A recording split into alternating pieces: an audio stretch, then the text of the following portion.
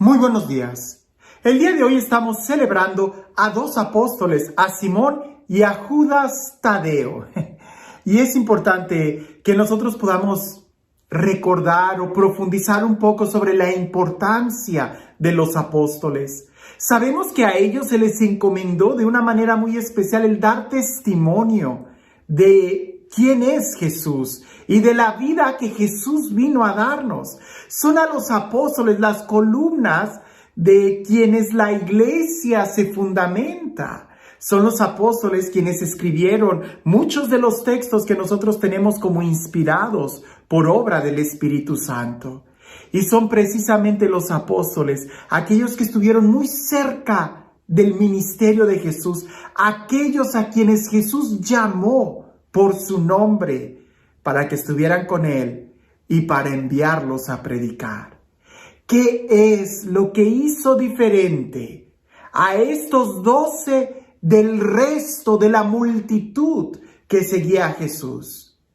Y es muy interesante el poder detenernos un momento y analizar por qué estos 12 y no todos los que los seguían. ¿Que acaso no hubiera sido algo increíble que todos los que los seguían tuvieran la misma relación o la misma encomienda que precisamente estos 12 recibieron? Escuchemos el Evangelio y tratemos de ver algunas ideas que están ahí, muy claras en el Evangelio, pero muchas veces pasan desapercibidas a nuestra vista porque las leemos demasiado rápido. Vayamos despacio y en nuestra vida vayamos despacio para poder profundizar el camino que estamos recorriendo y no equivocarnos en las decisiones que tomamos. Dice así el Evangelio. Por aquellos días, Jesús se retiró al monte a orar y se pasó la noche en oración con Dios. Cuando se hizo de día, llamó a sus discípulos, eligió a 12 de entre ellos y les dio el nombre de apóstoles. Eran Simón, a quien llamó Pedro, y su hermano Andrés, Santiago y Juan, Felipe y Bartolomé, Mateo y Tomás, Santiago, el hijo de Alfeo, y Simón, llamado Fanático, Judas, el hijo de Santiago, y Judas Iscariote, que fue el traidor. Al bajar del monte con sus discípulos y sus apóstoles, se detuvo en un llano. Allí se encontraba mucha gente que había venido tanto de Judea y de Jerusalén, como de la costa de Tiro y de Sidón. Habían venido a oírlo y a que los curara de sus enfermedades. Y los que eran atormentados por espíritus inmundos quedaban curados. Toda la gente procuraba tocarlo porque salía de él una fuerza que sanaba a todos. Casi la mayoría de nosotros cuando leemos este evangelio nos quedamos sorprendidos en la obra de Jesús, en cómo la multitud lo sigue, lo escucha y queda sanada. Pero se nos olvida un detalle, y a veces cuando los evangelistas mencionan la geografía o los lugares, no es tanto para mostrarnos un lugar físico, sino porque también nos quieren explicar algo más a través de esos signos. Jesús está en el monte, en la noche, y pudiéramos nosotros decir que está en un lugar alto, en una montaña quizás, porque hay un contraste entre donde está y que continúa el Evangelio diciendo, y bajó con sus discípulos y apóstoles. Lo que quiere decir es que estaba arriba con sus discípulos y abajo en el llano es donde la gente lo está esperando. Son dos situaciones diferentes. La multitud de la gente, incluso la mayoría de los milagros, por no decir que casi todos los milagros, se dan en el llano, se dan en donde Jesús está caminando. Pero en el monte es donde se da la enseñanza, en el monte es donde se da la transfiguración, en el monte arriba es donde Jesús ora, donde Jesús elige. A veces cuando nosotros estamos simplemente en el llano y no somos capaces de subir con Jesús, nos quedamos con una actitud totalmente pasiva. Y el Evangelio lo dice muy bien con los verbos. Ellos iban esperando a Jesús. No hacían nada para ir en su búsqueda. Estaban allí para escucharlo, como si fueran solamente espectadores. Y para que Jesús los sanara.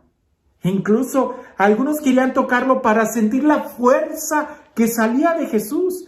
E incluso los endemoniados quedaban liberados.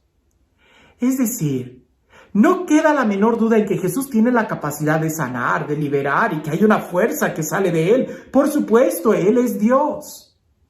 Pero en donde deberíamos nosotros de poner la mirada es ¿cómo estamos nosotros? Ya sabemos que Jesús tiene el poder. Ya sabemos quién es Jesús, el Hijo de Dios vivo. Pero ¿sabemos y tenemos la claridad de cómo estamos nosotros? ¿Sabemos en qué actitud nosotros estamos? Porque al principio del Evangelio Jesús dice que se retiró al monte a orar y se pasó la noche en oración con Dios. Y aunque el Evangelio habla aquí de que Jesús se retiró al monte a orar, parece que hubo gente que lo siguió. Pues en el día, cuando se hizo de día, llamó a sus discípulos y eligió a 12 de entre ellos, les dio el nombre de apóstoles. Y continúa en el siguiente versículo, al bajar del monte con sus discípulos. Lo que quiere decir es que cuando Jesús se aparta a orar, hay un grupo de personas que lo sigue. Y lo sigue en la oración. Y lo sigue cuando se aparta. Y lo sigue cuando sube al monte. Y lo sigue cuando Jesús está solo. Y lo sigue aún cuando Jesús no hace ningún milagro, cuando Jesús no va a predicar, sino simplemente cuando Jesús va a orar. Ahí hay gente que lo está siguiendo. No esperando un milagro de Él, sino más bien pudiéramos decir, amándolo. Hay gente que siguen a Jesús porque buscan un milagro. Y hay otros que solamente siguen a Jesús para estar con Él. Así como Jesús sigue al Padre y lo busca para tener un momento de oración con Él, así también hay otro grupo de personas que no quieren nada de Él, sino que lo quieren a Él. Y es precisamente a ellos a quienes Jesús llama para ser sus discípulos, para ser sus apóstoles. Nosotros el día de hoy pudiéramos detenernos y preguntarnos en qué grupo estamos. De aquellos que solamente quieren escuchar, recibir, ser sanados, ser consolados, experimentar y sentir la fuerza de Dios. O de aquellos que simplemente queremos amar a Jesús. Hay una gran diferencia entre los poquitos que están en el monte con Jesús y pudiéramos decir aún menos los que suben en la transfiguración y aún menos los que suben al monte del Gólgota donde Jesús es crucificado. Solamente uno, Juan. El resto se fue quedando abajo, en el llano, en lo más abajo. Ahí está la multitud, casi pudiéramos decir, al nivel del mar está la inmensa mayoría. Pero mientras vamos subiendo al monte de la oración, al monte de la transfiguración y al monte del Calvario, solamente quedó uno. Y ese uno fue el que recibió el título del discípulo amado e incluso fue quien recibió a María en su casa. Nosotros, ¿en dónde nos quedamos? Recuerdo que una ocasión en la universidad hubo un joven, un compañero, estudiante que me hizo una pregunta y me dijo, ¿por qué ustedes los católicos veneran a Judas, que fue el que traicionó a Jesús? Y le dije, perdóname, pero hay 2 Judas en el grupo de los discípulos. Y él dijo, ¿en serio? Le decimos, sí. Si tú ni siquiera sabes distinguir las cosas más básicas de nuestra fe, entonces no pretendas que estás en el monte con Jesús. Si solamente estás buscando el milagro y la emoción, no pretendas que vas a ser del grupo de los que Él elija, de los que simplemente lo aman. Así que el día de hoy que celebramos a los apóstoles, y apóstoles que dieron su vida, que dieron su sangre, que dieron su testimonio, no personas que se autonombran, sino personas que fueron enviadas por Dios, por Jesús. Y al ser enviados por Él dieron testimonio en medio de la comunidad cristiana, en medio de la iglesia. Este es un momento como para que nosotros también reflexionemos, no solamente en lo que escuchamos, sino también en qué es lo que decimos. No solamente en lo que recibimos, sino también en qué es lo que damos. No solamente en lo que esperamos, sino también en qué es lo que estamos ofreciendo. Porque muchos son los que están en el llano esperando el milagro, pero pocos son los que suben con Jesús solamente para amarlo.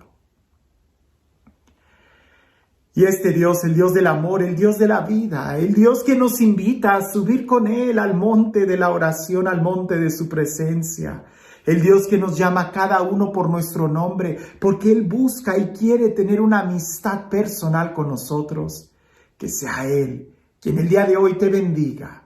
En el nombre del Padre, del Hijo y del Espíritu Santo. Cuentan por ahí que había un par de viejitos que habían celebrado sus bodas de oro, y tanta era la gente que venía e iba para felicitarlos, que cuando al fin se quedaron solos, se sentaron solamente en el porche de su casa para contemplar el atardecer. Resulta que el viejito le dice a su esposa, la ve totalmente con una mirada enamorada y le dice, amada mía, te amo mucho. Y aquella voltea y le dice, no te escucho, sabes que tengo problemas de oído. ¿Qué fue lo que dijiste? Y el viejito le dice, que yo te amo mucho, que no sé por qué te amo tanto. Y la viejita le dice, pues es lógico, yo tampoco sé por qué estoy contigo. A veces lo que oímos es una cosa, pero lo que nosotros decimos es completamente otra cosa diferente. Sabemos qué es lo que Jesús nos dice y sabemos quién es Jesús, que Él nos ama. Pero ¿estamos conscientes de lo que nosotros le decimos a Jesús? ¿Estamos conscientes de cuál es nuestra actitud para con Él? ¿De alguien que solamente es pediche o de alguien que ya ha aprendido a amar y entregarse? Que cuando Jesús nos diga que nos ama, nosotros no le respondamos con una actitud agresiva, sino que también aprendamos a escucharnos y saber cuál es nuestra actitud cuando estamos frente a Él. Que tengas un excelente día.